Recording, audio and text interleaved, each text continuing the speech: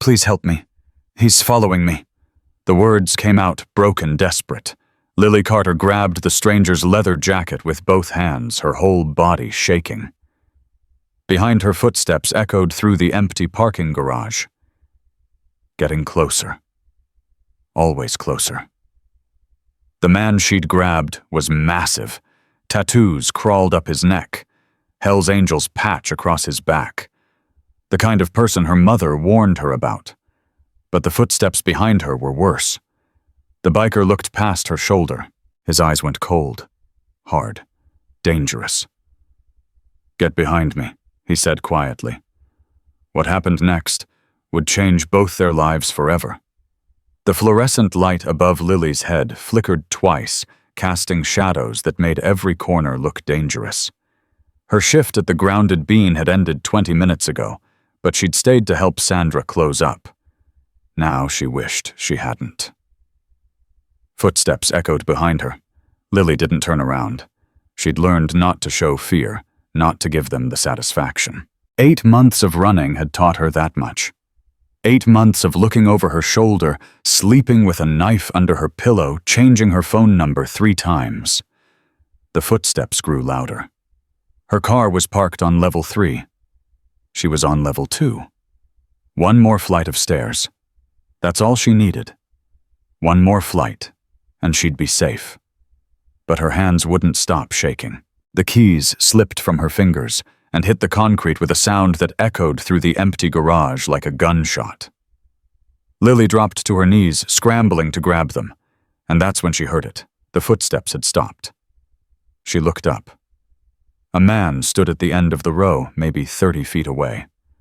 Hood pulled low, hands in his pockets, just standing there, watching. Lily's heart slammed against her ribs. "No," she whispered. "Not again." She grabbed her keys and ran. The stairwell door burst open and Lily nearly collided with something solid, a wall of leather and muscle that smelled like motor oil and cigarettes. She stumbled backward, a scream catching in her throat. The man was huge, 6'4" at least, with arms like tree trunks covered in faded tattoos.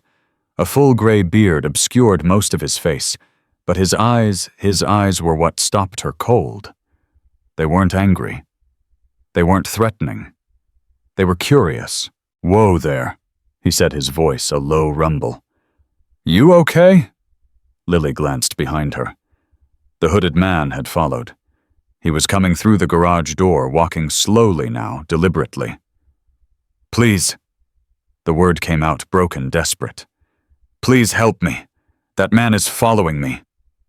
The biker's expression shifted.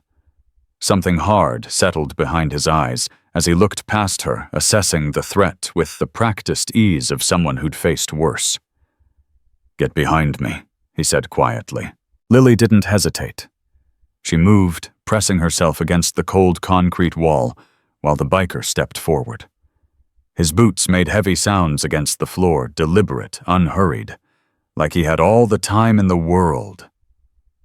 The hooded man stopped. For a long moment, nobody moved. The garage was silent, except for the hum of fluorescent lights and Lily's ragged breathing. Then the biker spoke again, his voice carrying across the distance. "You lost friend." The hooded man shifted his weight. Lily could see his face now, ordinary features, maybe mid-30s. Nobody she recognized. Not Derek. The relief that flooded through her was so intense, she nearly collapsed. "I'm just walking to my car," the man said, but his voice wavered. "Then walk." The biker took another step forward. "That way." He pointed toward the opposite end of the garage. Away from Lily. Away from the stairs. The stranger's nerve broke. He turned and walked quickly, disappearing around a concrete pillar. His footsteps faded into nothing. Lily's legs gave out. She slid down the wall, her back scraping against rough concrete, and sat there on the cold floor, trying to remember how to breathe. Tears she'd been holding back for months suddenly spilled over. The biker crouched down beside her, keeping a respectful distance. "Hey," he said gently. "It's okay. He's gone." "I know." Lily wiped her face with shaking hands. "I know. I'm sorry. I thought... You thought he was someone else." Lily looked up sharply. The biker's eyes held understanding, not judgment. Like he'd seen this before. Like he knew exactly what kind of fear could make a person fall apart over a stranger in a parking garage. "I'm Marcus," he said. "Most people call me Bear." "Lily." Her voice was barely audible. "Lily Carter?" "Well, Lily Carter, you got someone waiting for you at home." "My sister. She's 16. Marcus nodded slowly. "Car here. Level 3. Come on." He stood and offered his hand. "I'll walk you up." Lily hesitated.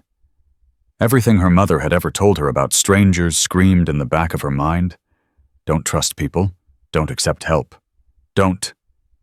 But her mother had also stayed with her father for 15 years, while he broke her down piece by piece. Lily took his hand. Marcus walked beside her in silence as they climbed the stairs. His presence was oddly calming, solid and steady like a lighthouse in rough water. When they reached level 3, Lily spotted her ancient Honda Civic sitting alone under a broken light. "That yours?" Marcus asked. "Yeah. It's not much, but it runs." "Running's what matters." Lily unlocked the door, then turned to face him. "Thank you. For back there. You didn't have to—" "Yeah," Marcus interrupted quietly. "I did." Something in his tone made Lily pause. A weight behind the words. A story she couldn't see. "I work at the Grounded Bean," she said suddenly. "Downtown. If you ever want coffee, it's on me. Whatever you want as long as I'm working." Marcus's weathered face creased into something almost like a smile. "I might take you up on that." He waited until she was in her car engine, running doors locked. Then he raised one hand in a simple wave and walked back toward the stairs. Lily sat there for a full minute, hands gripping the steering wheel, trying to make sense of what had just happened. A Hell's Angel had just protected her from a stranger in a parking garage. A man covered in tattoos and leather had been kinder to her in 5 minutes than Derek had been in 2 years. The world didn't make sense anymore. She drove home in a daze, checking her mirrors every few seconds out of habit. The streets of Ashford were quiet at this hour.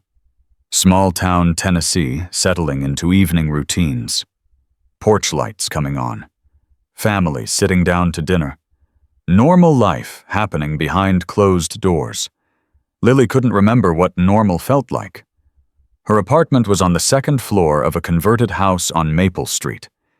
It wasn't much, 2 bedrooms, 1 bathroom, a kitchen so small you couldn't open the oven and refrigerator at the same time. But it was theirs. Hers and Emma's. The first place that had ever felt safe. Emma was sitting at the kitchen table when Lily walked in, textbooks spread out in front of her. "You're late," Emma said without looking up. "Sandra keep you again." "Yeah." Lily dropped her bag by the door. "Long night." Now Emma looked up, her sharp eyes too sharp for 16, scanning Lily's face. "You've been crying." "I'm fine." "You're lying." Lily sighed and sank into the chair across from her sister. Emma had their mother's cheekbones and their father's stubborn jaw. She'd also inherited their grandmother's gift for seeing through any kind of pretense. "Something happened in the parking garage," Lily admitted. "A guy was following me. It turned out to be nothing, just some random person, but it scared me." Emma's pencil stopped moving. "Did you call the police?" "No, there was this—" Lily hesitated, trying to find the right words. "There was a man there, a biker. He helped me." "A biker?" "I know how it sounds." "It sounds insane." Emma set down her pencil. "Lily, you ran away from a parking garage with a strange man. He walked me to my car. That's it. Lily reached across the table and squeezed her sister's hand. I'm okay, really. Emma didn't look convinced, but she let it go. She always let it go eventually. That was their unspoken agreement. Don't push too hard. Don't ask too many questions. Don't force conversations that neither of them was ready to have. They'd been surviving that way for 8 months. There's leftover pasta in the fridge, Emma said, returning to her homework. I already ate. Thanks. Lily stood and walked to the refrigerator, her mind still replaying the moment in the parking garage. The way Marcus had moved calm, deliberate, completely unafraid. The way his voice had carried authority without aggression. The way he'd looked at her like he understood. Who was he? What had made him that way? A knock at the door made them both freeze. Lily's hand tightened on the refrigerator handle. Emma looked up, pencil suspended mid-word. Are you expecting anyone? Emma whispered. Lily shook her head. The knock came again. 3 sharp raps against wood. Lily moved toward the door, her heart climbing into her throat. Through the peephole, she could see the landing outside, empty except for a single envelope lying on the welcome mat. She opened the door slowly, scanning the stairwell. Nobody. Just the envelope, white and plain, with no stamp and no return address. Her name was typed across the front in block letters. Lily Carter. Lily picked it up with numb fingers. The paper felt wrong somehow, too smooth, too deliberate, like it had been chosen specifically to deliver a message. She closed the door and locked it. Deadbolt, chain, every lock they had. Lily, Emma's voice was small. What is it? Lily tore open the envelope. Inside was a single sheet of paper, the same block letters typed across the center. Did you really think you could hide from me? The paper fell from her hands. Lily. Emma was beside her now, grabbing her arm. What does it say? Who's it from? But Lily couldn't answer. She couldn't breathe. 8 months of running. 8 months of hiding. 8 months of building something new. And he'd found her anyway. Derek had found her. 3 days later, Lily stood behind the counter at the Grounded Bean, trying to pretend everything was normal. The coffee shop was busy with the morning rush regulars, grabbing their usual orders, business people in suits, tapping impatiently on their phones, college students hunched over laptops. Normal life, normal people, normal problems. Lily envied them all. Order for Michael, she called out, sliding a latte across the counter. Michael vanilla latte. A young man grabbed the cup with barely a glance. No thank you, no acknowledgement. Just another transaction and another day. Lily didn't mind. Invisibility was what she wanted now. Blend in. Don't draw attention. Don't give Derek any reason to. The bell above the door chimed. Lily looked up automatically the way she always did, scanning every face that walked through that door. And there he was. Marcus. He looked different in daylight. Less intimidating somehow, though still massive. He'd traded the leather jacket for a worn flannel shirt, but the tattoos still crept up his neck. The scars still marked his knuckles, and his eyes still carried that same watchful intensity. He spotted her behind the counter and nodded once. Morning, he said, approaching the register. I hear the coffee's on you. Lily felt something loosen in her chest. I meant it. What'll you have? Black, large, nothing fancy. Coming right up. She made his coffee herself, taking extra care with the pour. When she handed it across the counter, their fingers brushed briefly. Booth in the corner, Marcus said. Mind if I sit for a bit? It's a free country. He almost smiled. That it is. Marcus settled into the corner booth, back to the wall, eyes on the door. Military positioning, Lily realized. Or prison positioning. or just the positioning of someone who'd learned to always watch for threats. She knew that positioning. She used it herself. The morning rush faded. Customers came and went. Sandra emerged from the back office to handle inventory, throwing curious glances at the massive biker camped in their corner booth. But she didn't say anything. Sandra was good that way. She minded her own business and expected everyone else to do the same. During Lily's break, she found herself walking toward Marcus's booth. "Mind if I sit?" she asked. "Wouldn't have stayed if I minded." Lily slid into the seat across from him. For a moment, neither spoke.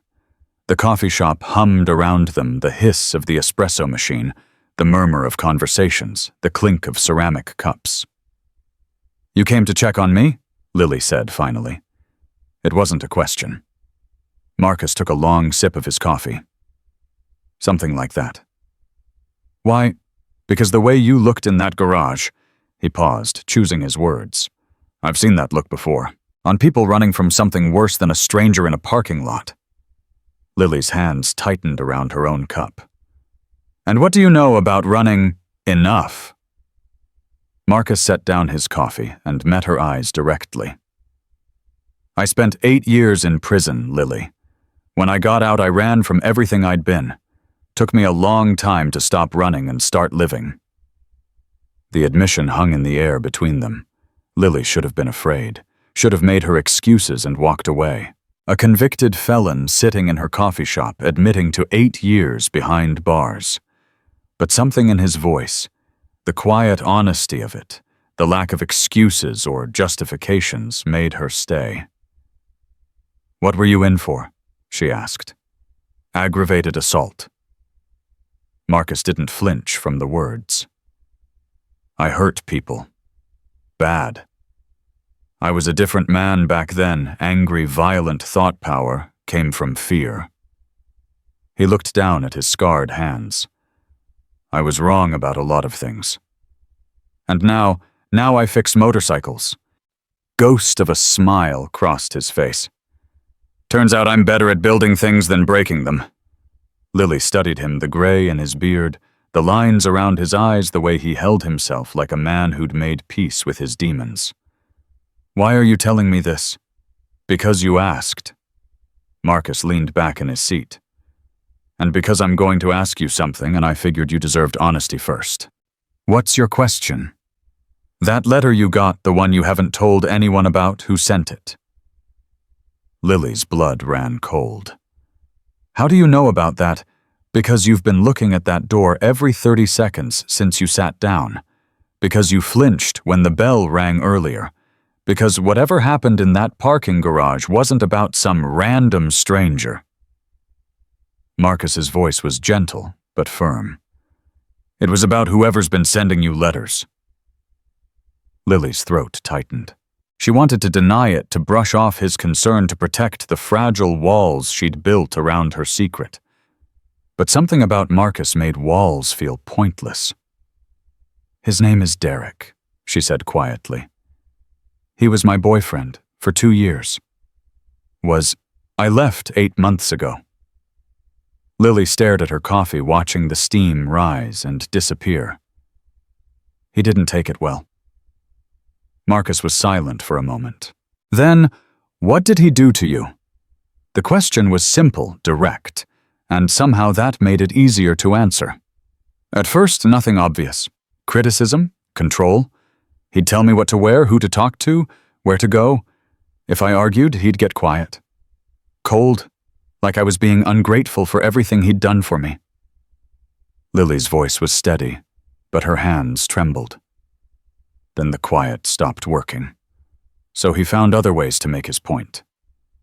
"He hit you. Once, then twice. Then I stopped counting." Marcus's jaw tightened. "Where is he now?" "I don't know. I moved here to get away from him. Changed my number, my name on social media, everything." Lily finally looked up. 3 nights ago, I found a letter under my door. No postmark. Just my name and a message." "What did it say? Did you really think you could hide from me?" The words fell between them like stones into still water. Marcus was quiet for a long time. When he spoke again, his voice had changed harder now, with an edge of something Lily couldn't quite identify. "Does he know where you work?" "I don't know." "Does he know about your sister?" "I don't know." Lily's composure cracked slightly. "I don't know anything. That's the worst part. Not knowing what he knows, what he's planning when he's going to—" "Hey." Marcus reached across the table and placed his hand over hers. His palm was rough with calluses, warm and steady. "Breathe," Lily breathed. "You're not alone in this anymore," Marcus said. "Whatever he's planning, whatever he thinks he's going to do, he didn't count on you finding help. You don't have to." "I know I don't have to." Marcus withdrew his hand and picked up his coffee again. "But some things, once you see them, you can't unsee. And I see you, Lily Carter. I see what you're carrying, and I'm telling you right now, you don't have to carry it alone." Lily stared at him. This stranger who wasn't a stranger anymore. This ex-con with gentle eyes. This Hell's Angel who'd chosen to stop and help a frightened woman in a parking garage. "Why?" she asked again. "Why do you care?" Marcus was quiet for a long moment. When he answered, his voice was rough with something she recognized as grief. "Because I had a daughter once. Her name was Amy. She was 19 years old when a drunk driver crossed the center line and killed her." He paused, collecting himself. "I was in prison when it happened. Couldn't be there. Couldn't protect her. Couldn't do anything except sit in a cell and know that I'd failed the one person who mattered most." Lily's heart clenched. "Marcus, I'm so sorry." "I can't save Amy," he continued. "But maybe I can help someone else's daughter, someone else's sister. Maybe that's why I'm still here." He met her eyes. "Does that make sense?" It made more sense than anything had in a long time. "Yeah," Lily whispered. "It does." That afternoon, Lily walked to her car with Marcus beside her. He'd insisted, and for once she hadn't argued. The parking garage looked different in daylight, less threatening, more ordinary. Just concrete and painted lines, and the smell of exhaust. "I want you to have this," Marcus said, pulling a card from his pocket. It was simple, just a name and number printed in plain black text. Bear's Garage, Marcus Sullivan, 5555-0147. "Day or night," he said. "Anything happens, anything feels wrong, you call." Lily took the card. "You really think he's coming?" "I think men like Derek don't give up easy." Marcus's expression was grim. They see losing as unacceptable.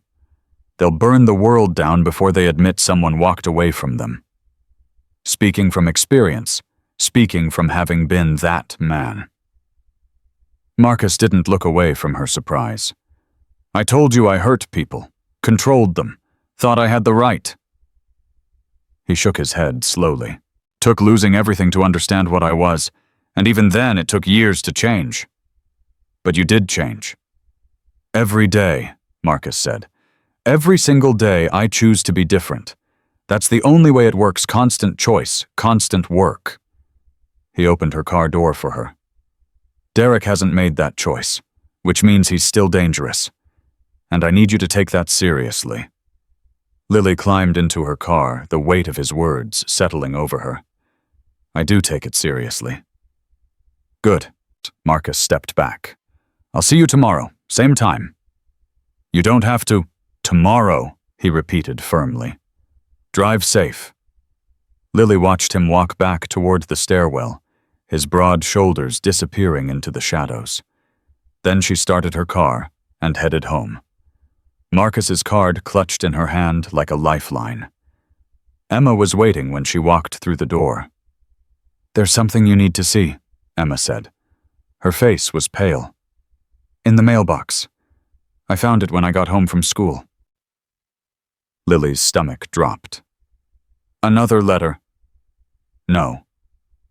Emma held up a photograph. Something worse. It was a picture of Lily. Walking into the grounded bean yesterday morning. The timestamp was visible in the corner.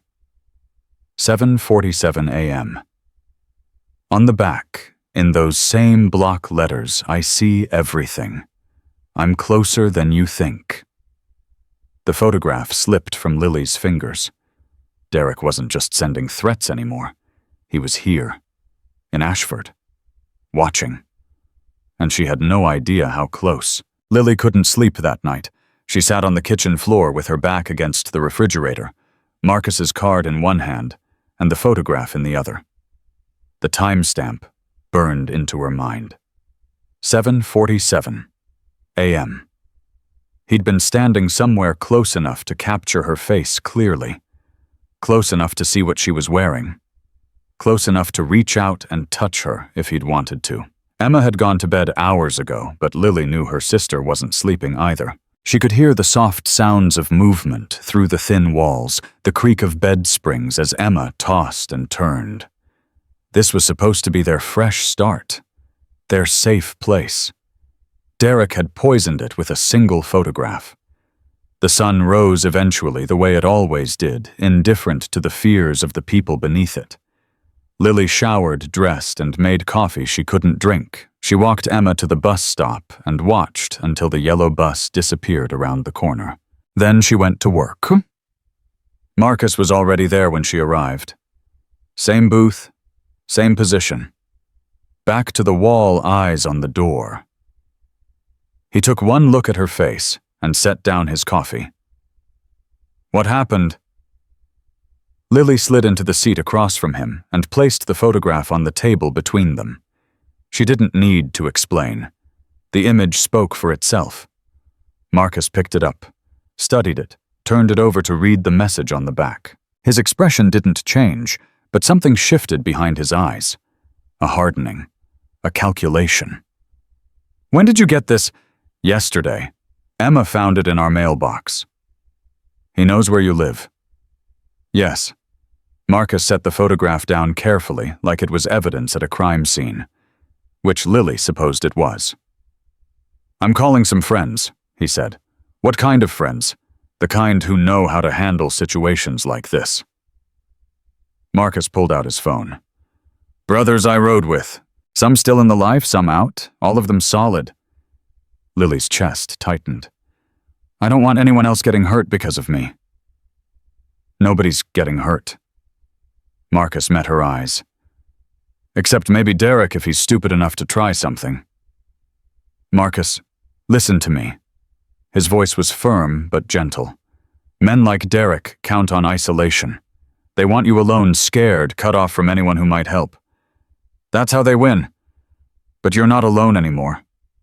And I'm not going to let him win. Lily wanted to argue, wanted to insist she could handle this herself the way she'd been handling everything for the past 8 months. But she was tired. So desperately, bone-deep tired of carrying this weight by herself. Okay, she whispered. Call your friends. 2 days later, Lily was restocking cups behind the counter when the bell above the door chimed. She looked up automatically the way she always did now, scanning every face that entered. Her blood turned to ice. Derek stood in the doorway. He looked exactly the same. Dark hair, perfectly styled. Expensive watch glinting on his wrist. That smile, God, that smile charming and warm and completely, utterly false. Lily. He said her name like a prayer, like a promise, like a threat dressed up in tenderness. I finally found you. Lily's hand tightened on the cup she was holding. Her throat closed up. Every instinct screamed at her to run, but her feet wouldn't move. Derek walked toward the counter, his movements slow and deliberate, savoring the moment, savoring her fear. 8 months, he said softly. Do you have any idea what these 8 months have been like for me, wondering where you were? If you were safe. If you were thinking about me. Stay away from me. Lily's voice came out strangled. Baby, I'm not here to hurt you. I'm here to bring you home. Derek reached across the counter, and Lily flinched backward so hard she knocked over a stack of to-go lids. See, this is what I mean. Someone's filled your head with lies about me, made you afraid of your own boyfriend. Ex-boyfriend. We never broke up, Lily. You just left, without a word, without giving me a chance to explain. Explain what? Lily's fear was hardening into something else now, something sharp. Explain why you broke my rib. Explain why I had to cover bruises with makeup for 6 months. Explain why I was afraid to breathe too loud in my own apartment. Derek's smile flickered, just for a second. But Lily saw it, the mask slipping. The real Derek underneath. You're being dramatic, he said quietly. You always were dramatic. I'm calling the police. And tell them what? Derek leaned against the counter, casual and confident. That your concerned boyfriend tracked you down because he was worried about you. That's not a crime, sweetheart. That's love. Lily reached for her phone with shaking hands. I wouldn't do that if I were you. Derek's voice dropped to a whisper. My father's firm handles half the legal work in this county. One phone call and any complaint you file disappears. Another phone call and your landlord discovers code violations that require immediate eviction. A third phone call and your sister's school gets an anonymous tip about an unstable home situation. Lily froze. That's better. Derek straightened, adjusting his cuffs.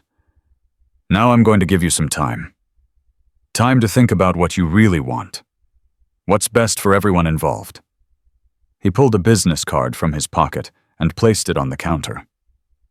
I'm staying at the Mountain View Inn, room 112. When you're ready to come home, you know where to find me. He turned and walked toward the door. This isn't over, Lily, he said without looking back. It's never over. Not until I say it is. The bell chimed as he left. Lily's legs gave out. She grabbed the counter to keep from falling, her whole body shaking so hard she could barely stand. Lily. Sandra's voice came from somewhere behind her. Honey, are you okay? Who was that man? Lily couldn't answer. She could barely breathe. The photograph was one thing, a letter was one thing, but Derek standing in their coffee shop, threatening her sister, her home, her entire life, that was something else entirely. She fumbled for her phone and called the only number that mattered. Marcus answered on the second ring. What's wrong? He was here. Lily's voice broke. Derek was just here. He knows where I work. He knows where I live. He threatened Emma. Where are you now? The coffee shop. Stay there. Don't move. I'm coming. Marcus arrived in 12 minutes. Lily had never been so grateful to see anyone in her life.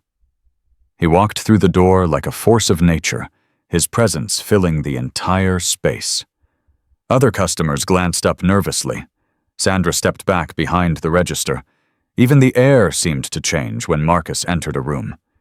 He spotted Lily immediately and crossed to her in 3 long strides. You're okay. I'm okay. But her voice shook when she said it. He just talked. He didn't tell me everything. And they sat in his booth and Lily recounted every word. Derek's arrival, his threats, his father's connections, the business card with his room number. Marcus listened without interrupting. When she finished, he was quiet for a long moment. Mountain View Inn, he said finally. Room 112. Marcus, you can't. I'm not going to do anything stupid. He met her eyes. But I am going to make sure he understands that you're not alone. That you have people watching out for you. He'll twist it. He'll make it look like I'm the dangerous one, like you're threatening him. Let him try. Marcus's voice was calm, but there was steel underneath. I've dealt with men like Derek before. Rich boys who think money makes them untouchable. They're all the same underneath. Cowards. Lily wanted to believe him. Wanted to believe that Derek could be stopped that easily. But she knew better. "You don't understand," she said quietly. "His father really is that connected. State senator, law firm partners, police captains who golf at his country club. If Derek decides to destroy my life, he has the resources to do it. Then we make sure he doesn't get the chance." Marcus pulled out his phone and made a call. "Tommy, it's Bear. I need you in Ashford. Bring Steve." A pause. "Yeah, it's like that. How soon can you get here?" Another pause. "Good. See you then." He hung up and turned back to Lily. "Who's Tommy?" she asked. "An old friend. Good man. Did 10 years for armed robbery, been clean for 15. He runs a halfway house in Nashville now." Marcus almost smiled. He also happens to be built like a tank and has no patience for men who hurt women. "You're bringing in more people. I'm bringing in backup." Marcus reached across the table and took her hand. "Lily, I know you're scared. I know this feels impossible. But Derek isn't as powerful as he thinks he is. Men like him, they've never faced real resistance. They've never met people who don't care about their money or their connections. That's about to change." Lily looked at this man, this ex-con, this former Hell's Angel, this stranger who'd become her protector, and felt something she hadn't felt in 8 months. Hope. Tommy and Steve arrived the next morning. They pulled up to Bear's garage on matching Harleys, their leather vests worn and weathered from years on the road. Tommy was exactly as Marcus had described, massive, with arms like sledgehammers, and a face that looked like it had been carved from granite. Steve was smaller, but wiry, with quick eyes that seemed to take in everything at once. Lily watched from inside the garage as Marcus greeted them. "Bear." Tommy clasped Marcus's hand. "Been too long." "It has." Marcus turned to gesture Lily forward. "This is Lily. She's the reason you're here." Tommy's expression softened as he looked at her. "Marcus told us about your situation. We're here to help." "Thank you," Lily said. "I know you didn't have to." "No thanks needed." Tommy's voice was gruff but kind. "We've all got people we wish we could have protected. This is our chance to do it right." Steve nodded in agreement. "What's the play?" Marcus led them inside the garage, where he'd set up a makeshift planning area. A map of Ashford was spread across the workbench, with key locations marked in red Lily's apartment, the coffee shop Emma's school, and the Mountain View Inn. "Derek Holloway," Marcus said, pointing to a photograph he'd printed from social media. 28 years old, son of State Senator Richard Holloway. Works at his father's law firm when he's not stalking his ex-girlfriend. "Daddy's money," Steve muttered. "Always the worst." "He's been following Lily for weeks, taking photographs, sending threatening letters. Yesterday he showed up at her workplace and made explicit threats against her and her sister." "Police?" Tommy asked. "Won't help. The Holloways own half the department." "Course they do." Tommy cracked his knuckles. "So what's the plan?" "First we watch, document everything. Every time Derek shows up somewhere he shouldn't be, we record it. Times, dates, locations. We build a file that's airtight. And then we use it." Marcus's expression was grim. Derek's father might control the local police, but he doesn't control the FBI. He doesn't control the federal prosecutors. And he definitely doesn't control the court of public opinion. Steve grinned. "You always did think 3 moves ahead." "Had a lot of time to practice." Marcus turned to Lily. "Starting today, you're never alone. One of us will be nearby at all times. We won't crowd you.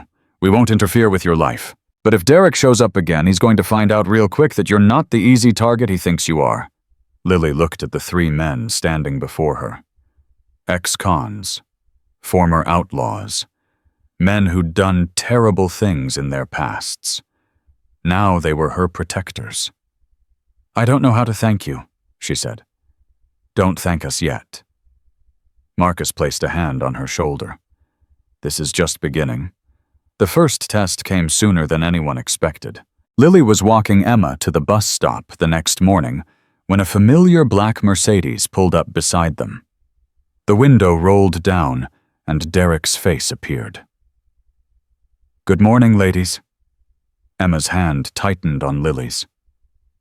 "That's him, isn't it? The one who—" "Just keep walking," Lily said quietly. "Don't look at him." "Lily, don't be rude."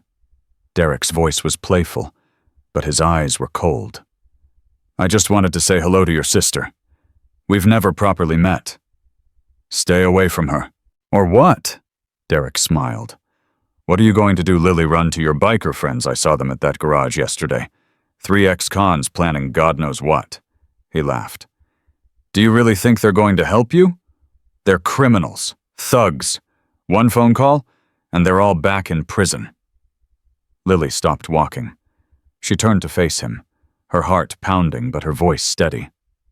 "Derek, I'm going to say this once. Leave us alone. And if I don't, then you'll find out what happens next." Derek's smile faltered. Just for a second. Then he recovered. "You've changed, Lily. You used to be so sweet, so accommodating." He shook his head sadly. "We'll talk soon, when you're ready to be reasonable." The Mercedes pulled away. Emma was shaking. "Lily, what are we going to do? He knows where we live. He knows where I go to school. He could—" "Hey!" Lily knelt down to meet her sister's eyes. "Look at me. I'm not going to let anything happen to you. I promise." "How can you promise that he's rich? He's connected. He can do whatever he wants."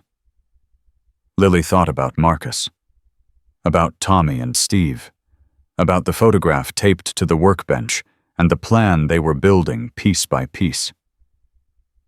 "Because I'm not alone anymore," she said, "and neither are you." The bus arrived, and Emma climbed aboard with one last worried glance over her shoulder. Lily waved until the bus disappeared around the corner. Then she pulled out her phone and called Marcus. "He just approached us, me and Emma, on our way to the bus stop." Marcus's voice was tight. "Did he touch either of you?" "No, just talked, made threats." "We're recording him tonight. Tommy's been watching the inn. Derek goes to a bar on 5th Street every evening. Stays for about 2 hours. We'll have documentation of his movements by tomorrow." Lily closed her eyes. "Marcus, I'm scared." "I know." His voice softened. "But scared is okay. Scared means you're smart enough to understand what's happening. Just don't let it paralyze you. What if this doesn't work? What if his father really can make everything disappear?" Marcus was quiet for a moment. "Then, my daughter used to ask me questions like that. What if questions. I always told her the same thing. What if is a prison. It keeps you trapped in a future that hasn't happened yet. The only thing we can control is what we do right now. So we do the next right thing, and then the next, and then the next. And eventually we look up and realize we've built something that can't be torn down." Lily opened her eyes. The street was quiet. Normal. Just another morning in Ashford. "Marcus, yeah. Thank you. Always. Now go to work. I'll meet you there." Lily walked to the grounded bean with a strange new feeling in her chest. Derek was still out there, still watching, still threatening. But for the first time in 8 months, she wasn't facing him alone. The documentation started paying off within a week. Tommy had photographed Derek following Lily on 7 separate occasions. Steve had recorded him sitting in his Mercedes outside Emma's school for over an hour. Marcus had compiled everything into a file that grew thicker by the day. But Derek was escalating. Lily found out on a Tuesday afternoon when Sandra called her into the back office. Her manager's face was pale, her hands trembling as she clutched a piece of paper. "I don't know how to tell you this," Sandra said quietly. "Corporate called this morning. They're letting you go." Lily's stomach dropped. "What? Why?" "They said there were complaints from customers." Sandra couldn't meet her eyes. "Complaints about inappropriate behavior. Theft, drug use in the bathroom." "That's insane. None of that is true." "I know it's not true." Sandra finally looked up, tears in her eyes. "I've known you for 3 months, Lily. You're the best employee I've ever had. But my hands are tied. The complaints came with documentation, photographs, witness statements." "Photographs of what?" Sandra handed her the paper. It was a printout showing Lily behind the counter, but the image had been altered. Doctored to show her slipping cash from the register into her pocket. "This is fake," Lily whispered. "This is completely fake." "I believe you, but corporate doesn't care. They said if I don't let you go, they'll shut down the whole location for investigation." Sandra's voice cracked. "I'm so sorry. I have 12 other employees who depend on this job. I can't. I understand." Lily set down the paper. Her hands were shaking, but her voice was steady. "I understand, Sandra. You have to protect your people. I'll give you a good reference. If anyone calls, I'll tell them the truth." "Thank you." Lily walked out of the Grounded Bean for the last time, her apron folded neatly in her hands. The afternoon sun was bright, almost mocking in its cheerfulness. She stood on the sidewalk and stared at nothing, trying to process what had just happened. Derek had gotten her fired. With fake photographs and fabricated complaints, he'd taken away her income, her routine, her small piece of normalcy. And he'd done it without ever showing his face. Her phone buzzed. A text from an unknown number. "That's just the beginning. Come home, Lily, before things get worse." She didn't respond. Instead, she called Marcus. "He got me fired." "What?" "Derek. He fabricated evidence, got me fired from the coffee shop." Lily's voice was flat, emotionless. The shock was setting in. "He's destroying my life piece by piece." "Where are you?" "Standing outside the shop." "Don't move. I'm coming." Marcus arrived in his truck 10 minutes later.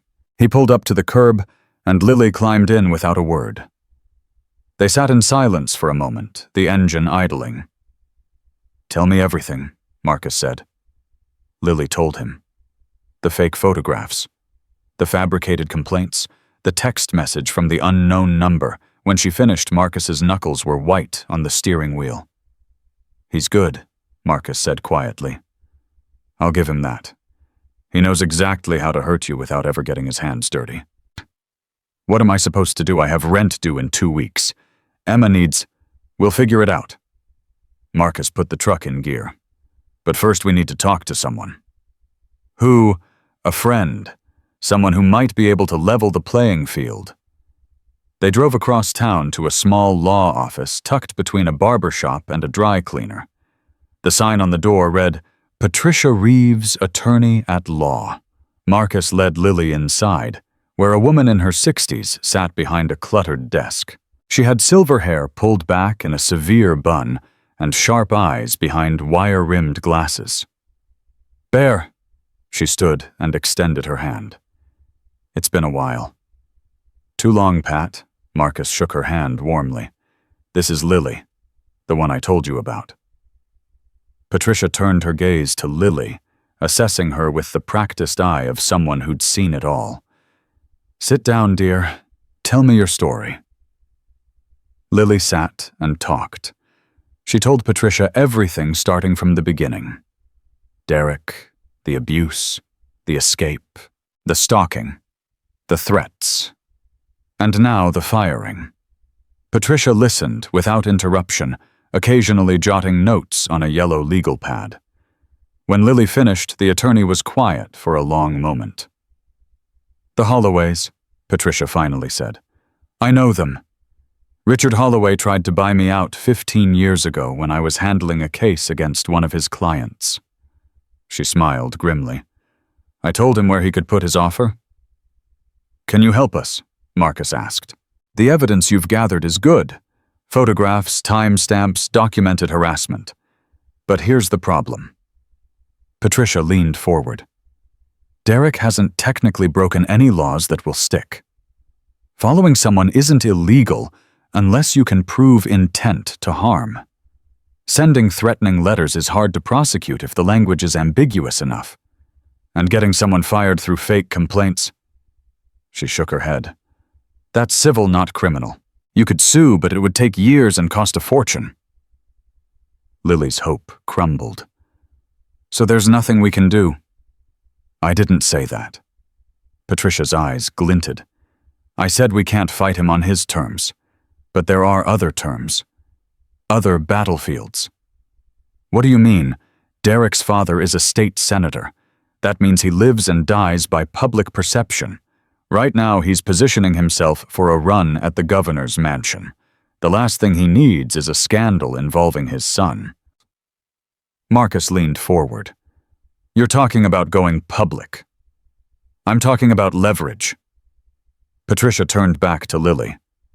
If we can document a clear pattern of harassment, if we can get other victims to come forward, if we can build a case that's too damaging to ignore, the senator will have a choice.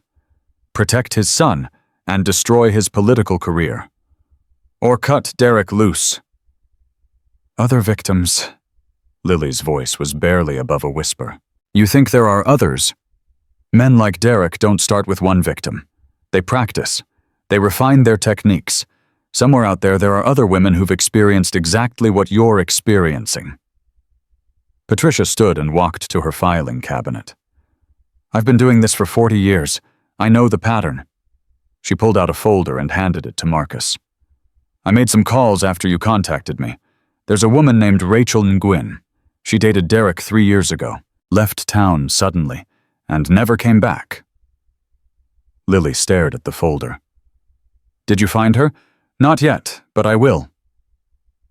Patricia sat back down. In the meantime, we keep documenting. We keep building our case, and we don't give Derek any excuse to claim he's the victim here. Lily left the law office feeling something she hadn't expected. Not hope, exactly. Something harder, more determined. Derek thought he could break her, thought he could take away everything she'd built until she had no choice but to crawl back to him. He was wrong. The next few days were a blur of activity. Marcus gave Lily a job at Bear's garage, handling the books and answering phones. It didn't pay much, but it was enough to cover rent. Tommy and Steve took turns watching her apartment, their motorcycles parked conspicuously on the street. Derek noticed. Of course he noticed. He showed up at the garage on Friday afternoon. Lily was behind the counter when the door swung open and Derek walked in like he owned the place. He was wearing a tailored suit, his smile sharp and predatory. So this is where you've been hiding, he said, looking around with exaggerated disgust. A grease pit run by criminals. Really, Lily? This is what you left me for? Marcus emerged from the back, wiping his hands on a rag. Tommy appeared from the side door. Steve materialized from somewhere near the tool bench. Derek was surrounded. You need to leave, Marcus said quietly. Or what? Derek laughed. You'll assault me. Please, I'm begging you to try. My father's lawyers would have you back in prison before sunset. Nobody's assaulting anyone. Marcus's voice was calm, controlled. We're just asking you to leave. Politely. I'll leave when I'm ready. Derek turned back to Lily, ignoring the 3 men closing in around him. I've been patient with you, more patient than you deserve, but my patience is running out. Then let it run out. Lily's voice surprised even herself. Steady, strong. I'm not afraid of you anymore, Derek. Something flickered in his eyes. Surprise. And underneath it, rage. You should be, he said softly. You really should be. I was afraid for 2 years. It nearly killed me. Lily stepped out from behind the counter, facing him directly. But fear is a prison, and I'm done being your prisoner. Derek's mask slipped, just for a second. The charm vanished, replaced by something ugly and raw. You think these people can protect you? He gestured at Marcus and the others. They're nothing, nobodies. My father could destroy all of them with a single phone call. Then why hasn't he? Lily asked. Derek faltered. What?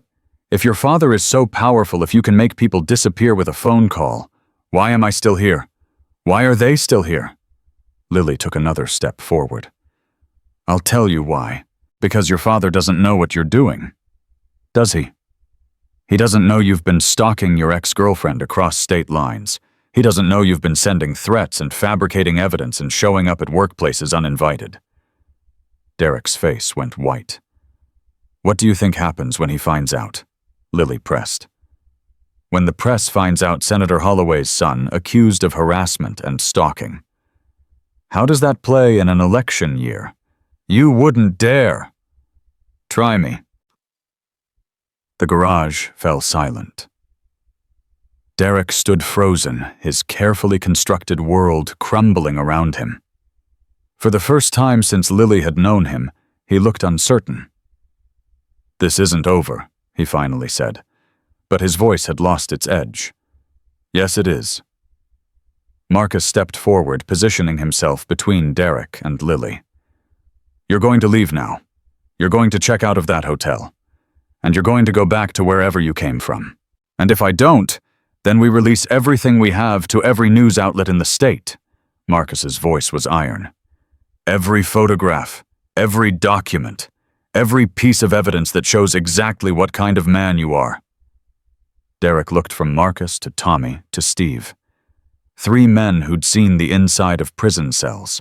3 men who had nothing left to lose. 3 men who weren't afraid of him or his father or his money. You'll regret this, Derek said. All of you. He turned and walked out the door. The silence stretched for a long moment after he left. Then Tommy let out a low whistle. That was something, he said. Kid's got guts. She does? Marcus looked at Lily with something like pride. How do you feel? Lily's hands were shaking. Her heart was pounding, but underneath the fear, underneath the adrenaline, there was something else. I feel like I just took my life back, she said. Marcus nodded slowly. That's exactly what you did. That night, Lily sat with Emma at their tiny kitchen table, eating pizza and talking about nothing in particular. The apartment felt different somehow, lighter, like a weight had been lifted from the walls themselves. You seem different, Emma said, studying her sister. Happier. I stood up to him today. Derek. He came to the garage and I told him I wasn't afraid anymore. Emma's eyes widened. You did. What happened? He left, Lily smiled. For the first time ever, he was the one who walked away. Do you think he's really gone? Lily considered the question carefully. I don't know. Men like Derek don't give up easily. But I know that whatever happens next, we're not facing it alone. Emma reached across the table and squeezed her hand. I'm proud of you, Lily. I know I don't say it enough, but I am. You've kept us together through all of this. We've kept each other together. Lily squeezed back. That's how we survive. That's how we've always survived. The moment was interrupted by a knock at the door. Lily's heart jumped, but she forced herself to stay calm. Derek wouldn't knock. Derek would pound, would demand, would force his way in. She looked through the peephole and saw Marcus standing on the landing. What's wrong? She asked as she opened the door. Did something happen? Nothing's wrong. Marcus held up a folder. But something happened. Patricia found Rachel and Gwyn. Lily's breath caught. The other victim. She's willing to talk. She's been waiting 3 years for someone to believe her. Marcus's eyes met hers. We're building a case, Lily. A real case. And Derek's not going to be able to bury this one. Lily took the folder with trembling hands. Inside were photographs, documents, statements, evidence of another woman's nightmare. When do we start? Tomorrow. Marcus turned to leave, then paused. Get some sleep tonight, both of you. Things are about to move fast. He disappeared down the stairs, his footsteps fading into the night. Lily closed the door and leaned against it, clutching the folder to her chest. Rachel Nguyen. Another survivor. Another voice. Derek had spent years building his perfect image. The charming son, the successful lawyer, the devoted boyfriend. Now that image was about to crack. And Lily was going to be the one holding the hammer. The phone rang at 3 a.m. Lily jolted awake, her heart pounding. She grabbed her phone from the nightstand and saw an unknown number. Hello? Heavy breathing on the other end. Then Derek's voice, slurred and angry. You think you've won? You think you can destroy me? Derek, you're drunk. Hang up. I built you, Lily. I made you who you are, and you repay me by running to criminals, by threatening my family. I'm hanging up now. I know where your sister sleeps. Lily's blood turned to ice. Her room is the second door on the right. Window faces the street. Pink curtains. She has a poster of some band on her wall. I've been watching. If you touch her, I don't have to touch her. Derek's laugh was hollow, broken. I just have to wait. Sooner or later you'll slip up. Sooner or later those bikers will get bored and leave. And then it'll just be you and me again. The way it should be. You're sick, Derek. I'm in love. His voice cracked. Why can't you understand that everything I've done because I love you? That's not love. That's obsession. Then I'm obsessed. Something crashed in the background. And I'll be obsessed until the day I die, or until the day you come back to me. Whichever comes first. The line went dead. Lily sat in the darkness, her phone still pressed to her ear. Her hands wouldn't stop shaking. Derek's words echoed in her mind. I know where your sister sleeps. She got up and walked to Emma's room. Her sister was sleeping peacefully, the pink curtains Derek had described moving gently in the breeze from the cracked window. Lily closed the window, locked it. Then she sat on the floor beside Emma's bed and watched over her until morning. When the sun finally rose, Lily made a decision. No more waiting. No more building cases. No more hoping Derek would just go away. It was time to end this. She picked up her phone and called Marcus. I need everyone at the garage, she said. Now. Lily, what happened? He called me, 3 a.m. He described Emma's room. He's been watching us sleep. Marcus was silent for a long moment. When he spoke again, his voice was different. Harder. I'll make some calls. Be at the garage in an hour. Lily hung up and started getting ready. Derek wanted a war. She was going to give him one. The garage was full when Lily arrived. Marcus stood at the center, surrounded by faces she recognized and faces she didn't. Tommy and Steve were there, along with 4 other men she'd never seen before. They all had the same look, weathered, hardened, watchful. Men who'd lived through things that left marks. And sitting in a chair near the workbench was a woman. She was small, maybe 5'2", with dark hair pulled back in a ponytail. Her hands were clasped tightly in her lap, and her eyes kept darting toward the door like she expected someone to burst through at any moment. Lily knew that look. She'd worn it herself for 2 years. Lily, Marcus said, stepping forward. This is Rachel. Rachel Nguyen stood and extended a trembling hand. I've been waiting a long time to meet someone who'd believe me. Lily took her hand and held it firmly. I believe you. Rachel's eyes filled with tears. He told me no one would. He said his family was too powerful, that if I ever talked, he'd destroy me. He told me the same thing.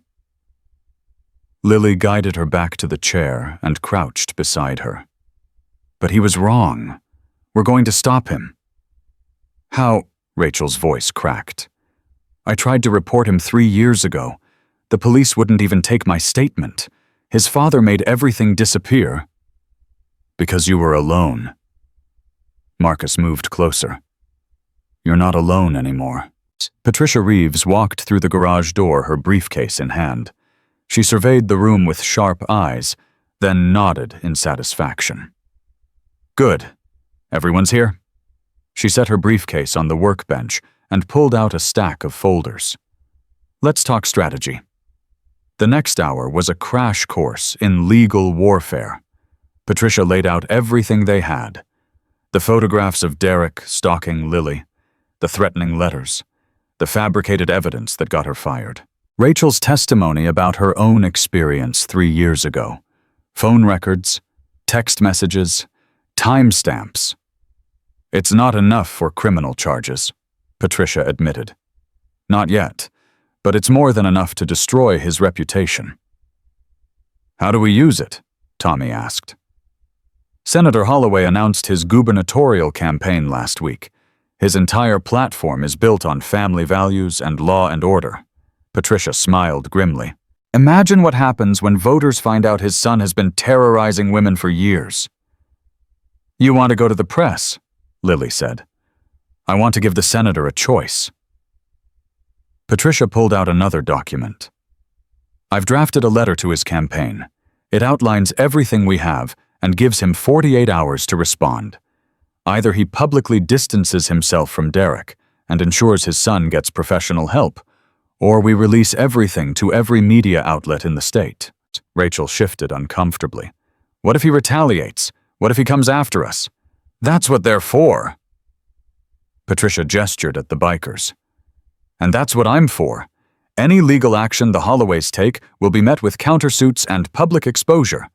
They're powerful, but they're not untouchable. Marcus stepped forward. What do you need from us? Eyes on Derek at all times. Document everything he does. If he so much as jaywalks, I want it recorded. And Patricia turned to Lily and Rachel. And I need both of you to be ready to go public.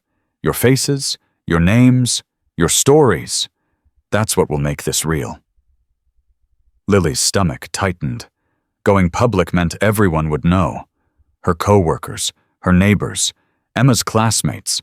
Everyone would know what Derek had done to her, but they'd also know she'd fought back. I'm ready, Lily said.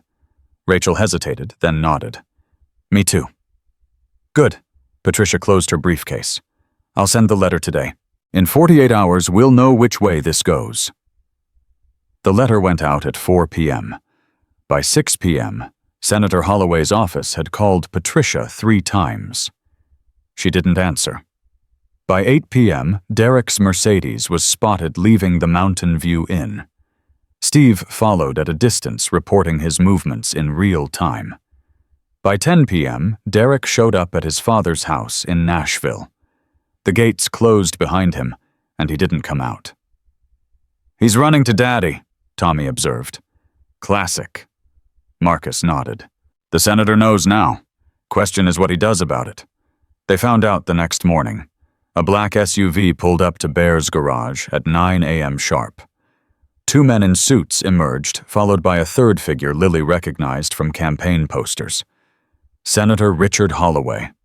He was taller than she expected, with silver hair and the kind of face that photographed well. His smile was practiced professional, the smile of a man who'd spent 30 years convincing people to vote for him. Mr. Sullivan, the senator said, extending his hand to Marcus. I appreciate you meeting with me. Marcus didn't take the hand. I don't recall agreeing to a meeting. The senator's smile flickered, but held. I understand, given the circumstances. He withdrew his hand and clasped both behind his back. I'm here because I believe we can resolve this situation in a way that benefits everyone. Is that what you call it? A situation? Lily stepped forward. Your son has been stalking me for 8 months. He's threatened my sister. He got me fired with fake evidence. I know what my son has done. The senator's voice was quiet but firm. And I'm not here to defend him. That stopped Lily cold. Derek has problems, the senator continued. Problems I've been aware of for some time. Problems I should have addressed years ago. He looked directly at Lily. I failed him, and because of that I failed you, both of you. And he nodded toward Rachel, who stood frozen near the workbench. I'm not here to make excuses or threats. I'm here to make amends. The senator pulled an envelope from his jacket. This is a settlement offer. Generous compensation for both Ms. Carter and Ms. Nguyen. Enough to relocate to rebuild to start fresh. And in exchange, Marcus asked, in exchange you sign non-disclosure agreements. The story never goes public. Derek enters a residential treatment facility. Everyone moves on. Lily stared at the envelope. She could feel its weight from across the room. Enough money to solve all her problems. Enough to give Emma a real future. Enough to make the past 8 months disappear. No. The word came out before she'd fully decided to say it. The senator's eyebrows rose. I'm sorry. I said no. Lily's voice grew stronger. I don't want your money. I don't want your settlement. I want Derek to face consequences. Real consequences, Ms. Carter. I understand you're angry. You don't understand anything. Lily's hands were shaking, but she couldn't stop now. For 2 years, your son made me believe I was worthless, that I deserved every bruise, every insult, every moment of terror. And when I finally escaped, he followed me, hunted me, tried to destroy everything I'd built. She stepped closer to the senator, close enough to see the calculation behind his sympathetic expression. If I take your money and sign your papers, what happens to the next woman? The one after Rachel? The one after me? Does she get a settlement too? Or does she just disappear like all the others? The senator's mask cracked, just for a second. Underneath was something Lily hadn't expected. Shame. I'm trying to protect my family, he said quietly. So am I. Lily gestured toward Emma, who'd been watching from the office doorway. That's my sister. She's 16 years old. She's seen things no kid should see. And she's watched me fight every single day to build us a life worth living. Lily turned back to the senator. Your son doesn't get to buy his way out of this. Not this time. The senator was silent for a long moment. Then he nodded slowly. I see. He tucked the envelope back into his jacket. I had hoped we could resolve this quietly, but I understand your position. Do you? Marcus stepped forward. Because here's what I understand. Your son is dangerous. He's been dangerous for years, and you've been covering for him because it's easier than dealing with the truth. Mr. Sullivan, I did 8 years in prison, Marcus continued. I hurt people. Bad. And I paid for it. Every day for 8 years I paid. That's what accountability looks like. That's what consequences look like. He pointed at the senator. Your son has never faced a consequence in his life. And until he does, he'll keep hurting people. The senator's composure finally broke. What do you want from me? He's my son. What am I supposed to do? Stop protecting him. Patricia stepped forward, inserting herself into the conversation. Let the legal system work. Let him face charges for what he's done. That would destroy him. No. Lily's voice was firm. That would save him. It saved Marcus. It could save Derek too. But not if you keep shielding him from reality. The senator looked around the room. At Lily.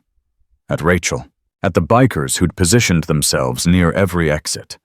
At Patricia, whose folder of evidence sat ready on the workbench. He was trapped. And he knew it. "I need time," he finally said. "To think, to talk to my wife. You have 24 hours. Patricia handed him her card. "After that, we go public with everything." The senator took the card, studied it for a moment, then turned and walked out. His security detail followed, and the black SUV pulled away in a cloud of dust. The garage was silent for a long moment. "That went better than I expected," Tommy said finally. "It's not over yet." Marcus turned to Lily. "You okay?" Lily realized she was shaking. The confrontation had taken everything out of her, but underneath the exhaustion was something else, something powerful. "I'm okay," she said. "I'm better than okay." "You were incredible." Rachel moved to stand beside her. "I couldn't have done that. 3 years ago when he came after me, I just ran." "Running isn't weakness." Lily took Rachel's hand. "Running is survival. We're just at a different point now." That night, Lily couldn't sleep. She sat on the apartment roof wrapped in a blanket, watching the stars. The same stars she'd watched as a child back when the world still made sense. Back before Derek. Before everything. Footsteps on the fire escape made her turn. Marcus climbed onto the roof and settled beside her, his leather jacket creaking in the cold air. "Thought I'd find you up here," he said. "Tommy mentioned you like heights." "I like being able to see what's coming." Lily pulled the blanket tighter. "Hard to be ambushed when you can see the whole world." Marcus nodded. "I get that." They sat in comfortable silence for a while. The town of Ashford spread out below them, quiet and ordinary. Normal people living normal lives, unaware of the battles being fought in their midst. "Can I ask you something?" Lily said finally. "Anything. Your daughter. Amy." She felt Marcus tense beside her. What was she like? The silence stretched so long that Lily thought she'd made a mistake. Then Marcus spoke, his voice rough with emotion. "She was everything good I never deserved." He pulled out a worn photograph from his wallet. "This was taken on her 18th birthday. Last photo I have of her." Lily looked at the image, a young woman with Marcus's eyes and a smile that could light up a room. "She's beautiful." She was. Marcus tucked the photo away. "She visited me every month when I was inside. Never missed once. I tried to tell her to stay away, that I wasn't worth it. She said," his voice broke, "she said that's not how family works." "She sounds amazing." "She was. And I missed her whole life because I was too busy being angry at the world." Marcus wiped his eyes roughly. "When she died, I was in a cell 100 miles away. Couldn't hold her hand. Couldn't say goodbye. Couldn't do anything except sit there and hate myself. Marcus, I'm so sorry. The point is, I can't bring her back. Can't change what I did. Can't undo any of it." He turned to face Lily. "But I can make sure I don't waste whatever time I have left. I can help people who need it. I can be the man Amy always believed I could be." Lily felt tears sliding down her cheeks. "Is that why you helped me, because of Amy?" "Partly." Marcus's voice was gentle. "But also because you reminded me of her. The way you fight. The way you refuse to give up even when everything's stacked against you." He smiled sadly. "Amy would have liked you. I think I would have liked her too." They sat together until the sky began to lighten. Two broken people finding pieces of healing in each other's presence. "Whatever happens today," Marcus said finally, "I want you to know something." "What? You've already won." He stood and offered her his hand. "No matter what the senator decides, no matter what Derek does, you've already won. Because you stopped running. You stood up. You fought back." He pulled her to her feet. "That's victory, Lily. Everything else is just details." The sun rose over Ashford, painting the sky in shades of gold and pink. Somewhere in Nashville, Senator Holloway was making a decision that would change everything, and Lily was ready. The call came at noon. Patricia answered on the first ring, listened for 30 seconds, then hung up without a word. When she turned to face the group gathered at the garage, her expression was unreadable. "Well?" Marcus asked. Patricia took a breath. "Senator Holloway held a press conference this morning. He announced that his son Derek is voluntarily entering a treatment facility for behavioral issues. He also announced that he's stepping back from his gubernatorial campaign to focus on his family." Lily's heart stopped. "He's protecting him. He's making Derek look like the victim." "That's not all."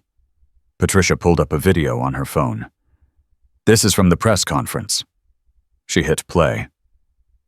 Senator Holloway stood at a podium, cameras flashing. His voice was steady but strained. "I also want to take this opportunity to personally apologize to 2 young women who were harmed by my son's actions. Lily Carter and Rachel Nguyen showed extraordinary courage in coming forward. They deserve better than what my family gave them, and I am committed to ensuring that Derek faces appropriate consequences for his behavior, including full cooperation with any legal proceedings that may arise." The video ended. Lily stared at the screen, unable to process what she'd just heard. "He threw Derek under the bus," Tommy said slowly. "His own son." "He didn't have a choice." Patricia set down her phone. "We had too much evidence. If he tried to bury this, it would have destroyed him completely. This way, he controls the narrative. Positions himself as a concerned father dealing with a troubled son." "What about charges?" Lily asked. "Will Derek actually face consequences?" "I spoke with the district attorney's office this morning. They're opening an investigation. With the senator's cooperation and our evidence, criminal charges are likely." Patricia smiled grimly. Derek Holloway is about to learn what accountability feels like. Rachel burst into tears. Lily pulled her into a hug, both of them shaking with relief and disbelief. It was over. After 3 years for Rachel. After 8 months for Lily. After all the fear and the running and the sleepless nights. It was finally over. Marcus placed a hand on Lily's shoulder. "You did this, you and Rachel. You refused to be silent. You refused to let him win." Lily looked up at him through tear-blurred eyes. "We did this. All of us. Together." Tommy stepped forward and wrapped both women in a massive bear hug. Steve joined in. Then Marcus. Then Patricia, who pretended to be annoyed but was smiling through her own tears. In that garage, surrounded by ex-cons and outcasts and survivors, Lily felt something she hadn't felt in years. Safe. Truly, completely safe. The investigation moved faster than anyone expected. Within a week, Derek was formally charged with stalking harassment and witness intimidation. His bail was set at $500,000, which his family paid immediately, but he was confined to the treatment facility pending trial. 2 more women came forward after the press conference, then 3 more. The pattern Patricia had predicted emerged in devastating detail. Derek had been doing this for almost a decade. He'd just never faced anyone willing to fight back. Lily testified at the preliminary hearing. So did Rachel. So did the other women. One by one, they told their stories. One by one, they stripped away Derek's mask. The judge ordered him held without bail pending trial. "Flight risk," she said. "Danger to the community." When the bailiffs led Derek away in handcuffs, he turned and looked directly at Lily. His eyes were empty, hollow. The charming mask was gone completely, leaving only the broken man underneath. Lily felt no satisfaction, no triumph, just exhaustion and a profound sense of relief. It was really over now. Outside the courthouse, cameras flashed, and reporters shouted questions. Lily walked through them with Marcus on one side and Emma on the other. She didn't stop, didn't answer. Just kept walking until they reached the truck. "You okay?" Marcus asked as they climbed in. Lily looked out the window at the chaos they were leaving behind. "I don't know yet. Ask me again in a week." Marcus smiled. Fair enough. They drove home in silence. But it was a different kind of silence now, not the heavy silence of fear and waiting. This was the quiet after a storm, the stillness of survival. Emma reached over and squeezed Lily's hand. "I'm proud of you," she said softly. Lily squeezed back. "I'm proud of us." 6 months passed. Lily stood at the counter of Bear's garage, finishing paperwork, while the afternoon sun warmed her back. The phone rang constantly now. Word had spread about the shop that gave second chances, and people drove from 3 counties away to get their bikes fixed by Marcus and his crew. Emma burst through the door, her backpack bouncing against her shoulders. "I got in." Lily looked up. "Got in where?" "The summer journalism program at Vanderbilt." Emma waved a letter in the air, her face glowing. "Full scholarship. They only accept 12 students from the whole state, and I'm one of them." Lily came around the counter and pulled her sister into a tight hug. "Emma, that's amazing. I'm so proud of you." "They said my essay was what sealed it." Emma pulled back, her eyes bright with tears. "The one about survivors. About you." Lily's throat tightened. She'd read that essay. Emma had shown her a draft months ago asking permission to share their story. It had taken Lily 3 tries to get through it without crying. "You wrote that essay," Lily said firmly. "You earned this." "I couldn't have written it without you." Emma hugged her again. "Without everything you taught me about fighting back." Marcus emerged from the back, wiping grease from his hands. "What's all the commotion?" "Emma got into the Vanderbilt journalism program," Lily announced. "Full scholarship." Marcus's weathered face split into a rare smile. "Well, look at that. Future reporter in the making." "Future investigative journalist," Emma corrected. "I'm going to write about people who don't have voices. People like Lily was. Like Rachel." "The world needs more of that," Marcus said. "Congratulations, kid." The bell above the door chimed, and Tommy walked in with Steve close behind. They'd become regulars at the garage, helping out when they weren't running Tommy's halfway house in Nashville. "What did we miss?" Tommy asked, sensing the celebratory atmosphere. "Emma's going to Vanderbilt," Marcus said. Tommy let out a whoop that rattled the windows. He lifted Emma off her feet in a bear hug that made her squeal with laughter.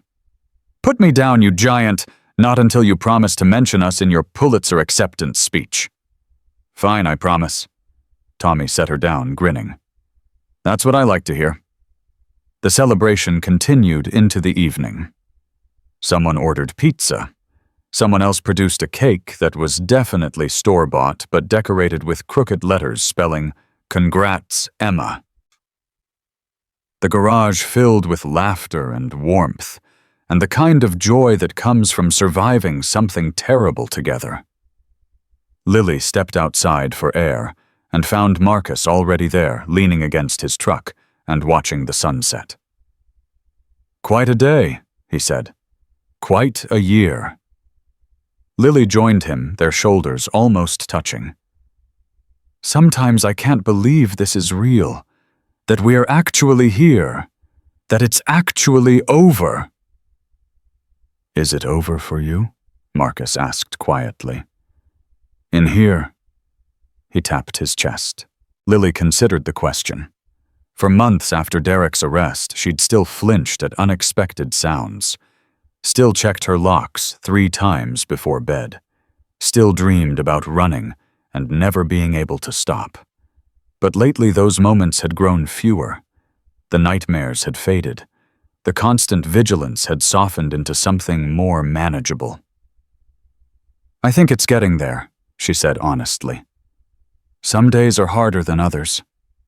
But yeah, I think it's getting there." Marcus nodded. "That's how it works. Not all at once. Just slowly, day by day, until one morning you wake up and realize the weight isn't as heavy anymore." Voice of experience. 15 years of it. Marcus pulled out his wallet and showed her Amy's photograph again. "I still miss her every day. Still hate myself for not being there. But the hate doesn't control me anymore. It's just part of who I am. Part of my story." Lily looked at the photograph, at the young woman who'd believed in her father even when he didn't believe in himself. "She'd be proud of you," Lily said. "Of who you've become?" Marcus's eyes glistened. "I hope so. I really hope so." They stood in comfortable silence as the sun dipped below the horizon. The sounds of celebration drifted from inside the garage, mixing with the evening chorus of crickets and distant traffic. "I've been thinking," Lily said finally, "about what comes next. And I want to go back to school, finish my degree, maybe become a counselor or a social worker, someone who helps people like me, like Rachel, like all the women Derek hurt." Marcus turned to look at her. "That's a good dream." "It's more than a dream." Lily met his eyes. "I've already applied to the community college. Classes start in the fall." "Lily, that's wonderful. I couldn't have done it without you." Her voice caught. "Any of it. If you hadn't been there that night in the parking garage, you would have found another way." Marcus's voice was firm. "You're a survivor, Lily. With or without me, you would have survived." "Maybe. But surviving isn't the same as living." She gestured toward the garage, toward the light and laughter spilling from the windows. "You gave me this, a family, a future, hope." Marcus was quiet for a long moment. When he spoke, his voice was rough with emotion. "You gave me the same thing. You and Emma and Rachel and everyone else who's come through those doors." He looked at the garage like he was seeing it for the first time. "After Amy died, I thought I was done. Thought the best I could do was just exist until my time ran out. But then you showed up, terrified and brave and refusing to give up." He shook his head slowly. "You reminded me what it feels like to matter, to make a difference." Lily reached out and took his hand. His palm was rough with calluses, warm and steady. The hand of a man who'd done terrible things and spent 15 years trying to make them right. "We saved each other," she said simply. "Yeah." Marcus squeezed her hand. "I guess we did." The trial lasted 3 weeks. Lily sat in the courtroom every day watching as Derek's carefully constructed life was dismantled piece by piece. The prosecution called 7 women to testify. 7 women with the same story. 7 women who'd been told they were crazy dramatic, ungrateful. 7 women who'd believed him until they finally found the courage to believe themselves. Derek's lawyers tried everything. They attacked the witnesses' credibility. They painted Derek as a victim of manipulation. They blamed his behavior on mental illness, on pressure from his father, on anything except Derek himself. But the evidence was overwhelming. The photographs, the letters, the phone records, the testimony, all of it pointing to the same inescapable truth. Derek Holloway was guilty. The jury took less than 4 hours to reach a verdict. Guilty on all counts. When the foreman read the decision, something broke inside Derek. Lily watched it happen. Watched the last shreds of his confidence crumble. Watched him turn to look at his father in the gallery, searching for the rescue that had always come before. Senator Holloway looked away. Derek was sentenced to 5 years in prison with mandatory participation in a behavioral intervention program. It wasn't enough. It would never be enough for what he'd done. But it was something. It was accountability. Outside the courthouse, reporters swarmed the survivors. Lily had prepared a statement, but when the microphones were shoved in her face, different words came out. I want to talk to the women who are watching this right now. The women who are trapped in relationships like I was. The women who think no one will believe them.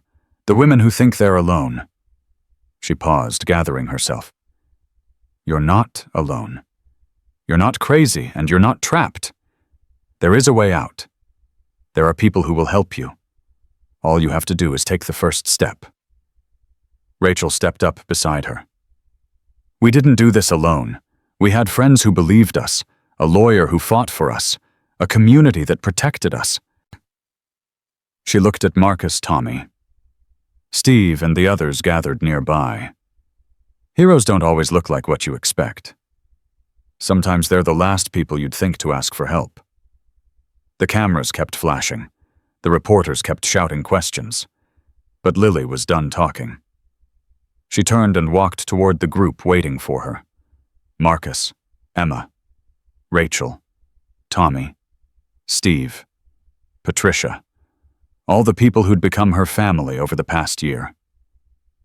Let's go home, she said. 3 months after the trial, Lily stood in the garage's small office staring at a plaque that had just arrived in the mail. What's that? Emma asked, peering over her shoulder. An award from the State Victims Advocacy Coalition. Lily ran her fingers over the engraved words. For outstanding courage in the pursuit of justice. That's amazing, Lily. It feels strange. Lily set the plaque down. I didn't do anything courageous. I was just trying to survive. That's what courage is. Marcus appeared in the doorway. Doing what you have to do even when you're terrified. He's right, Emma added. You're the bravest person I know. Lily looked at her sister. At the girl who'd grown into a young woman over the past year. Who'd faced her own fears and come out stronger on the other side. I learned it from you, Lily said. That night when Derek was pounding on our door. You called 911 while I was falling apart. You kept us safe. Emma's eyes filled with tears. I just did what you taught me. And I did what Marcus taught me. And Marcus learned from Amy. And Amy learned from someone else. Lily pulled her sister into a hug. That's how it works. We pass it on. Generation to generation. Survivor to survivor. The phone rang. Marcus answered it, listened for a moment, then looked at Lily with an unreadable expression.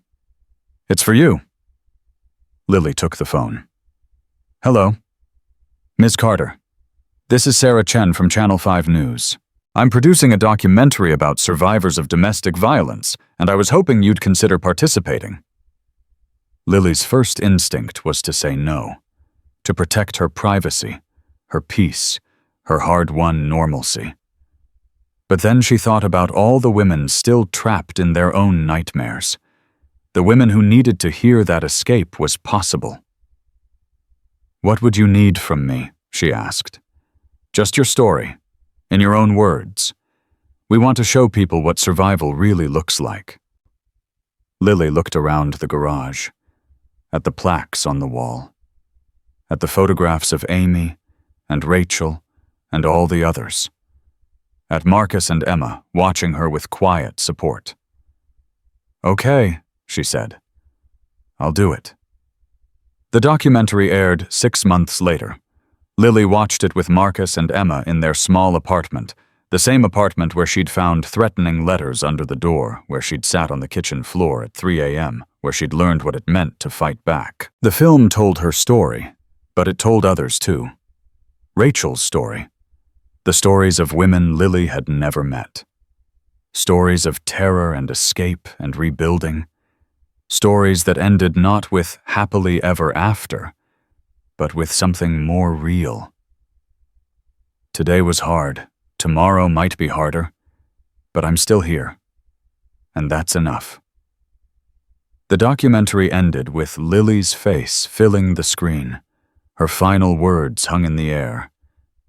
People ask me what I would say to the woman I was 2 years ago. The woman who was too afraid to leave, too afraid to ask for help, too afraid to believe things could be different. She paused, looking directly into the camera. I would tell her you're stronger than you know. The same strength that kept you alive in that relationship will carry you out of it. All you have to do is take one step, then another, then another. And before you know it, you'll look up and realize you're free. The screen went dark. Emma wiped her eyes. That was incredible. It was honest, Lily said. That's all I wanted it to be. Marcus was quiet. When Lily looked at him, she saw tears on his weathered cheeks. Marcus, Amy would have loved you, he said, his voice rough. She would have been so proud to know you. Lily moved to sit beside him on the couch. She knows. Wherever she is, she knows. They sat together in the quiet apartment, 3 people bound by something stronger than blood. The family they'd built from scratch, the life they'd fought for and won. Outside, the sun was setting over Ashford. The same sun that had watched Lily's terrified dash through a parking garage.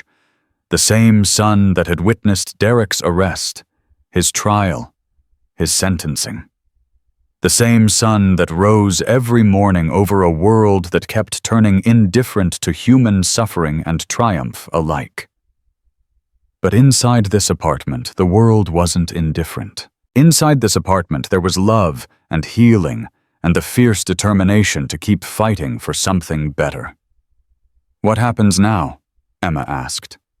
Now, Lily smiled. Now we live. A year later, Lily graduated from community college with honors.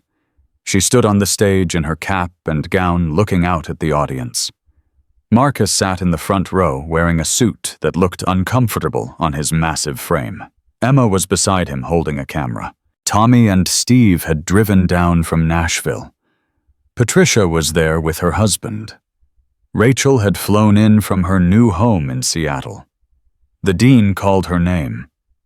Lily Carter, graduating summa cum laude with a degree in social work. Applause filled the auditorium. Lily walked across the stage, accepted her diploma, and felt something shift inside her. This was real. This was happening. She'd done it.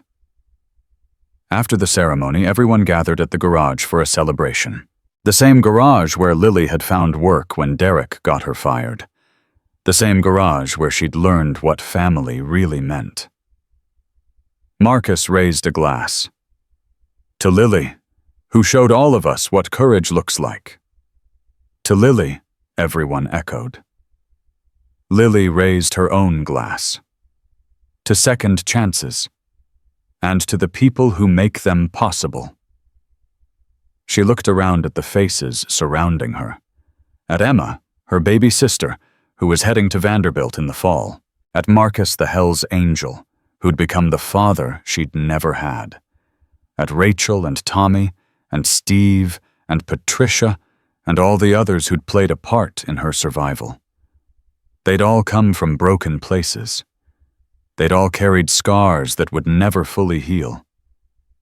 But they'd found each other, built something together, created a family not from blood, but from choice.